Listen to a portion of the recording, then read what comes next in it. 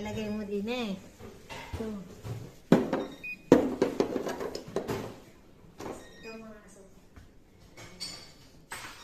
Ganito yung ginagawa namin. Ayan, pagkakit na kasukal na. Oo, gusto mo po. Oh, cubes na. Ito. Baka naubos na ba? Lalagyan. Pwede kuhain na ng isa. Yes! Pwede. Nalaglag, akin na lang. Malinis naman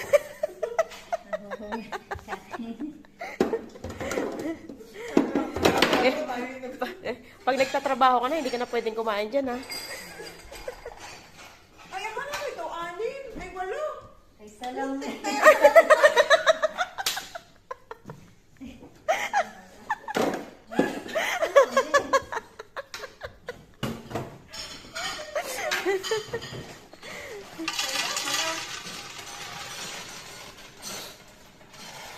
Mahilig sila sa nuts, ano? Pag ano nila yan, sila nag-iisip. Pampatalino. Pwede kayong kumain. Dito, pwede kayong nakakapit. Hindi daw. Ah, dyan lang talaga siya nakalagay.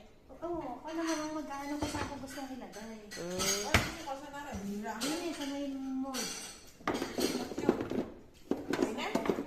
Yun eh, sa may mold. Ay, sorry. Sa may mold. Ay, moy. Ganito pala yun.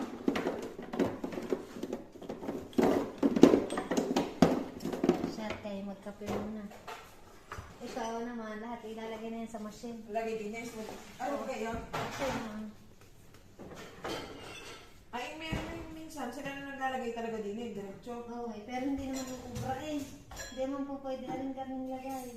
Kailangan naka, ano talaga. Ayusin mo rin, pag ano, hugasan ng galing. Lagay-lagay kang gayon. Ayusin mo. Tapos meron pa dito. Lalagyan mo dito. Tapos hindi ko pala ito na-play. Ayos yun. Natutunan natin. Ang trabaho. Ganyan na. Tapos kutsara din eh. Eh, paano ka rililinis? Di ba di gaganto-ganto mo rin. Hindi na matitilabsi ka ng tubig. Kaya isa-isa mo gayon eh. Yan. Tapos meron pa din eh. Isa-isa mo. Tapos itong ilalim. Ay, sorry na. Yan nagbabagsa. Hindi. Hindi nalaglag. Hindi. Di ba, garan na. Paano naman ako hindi.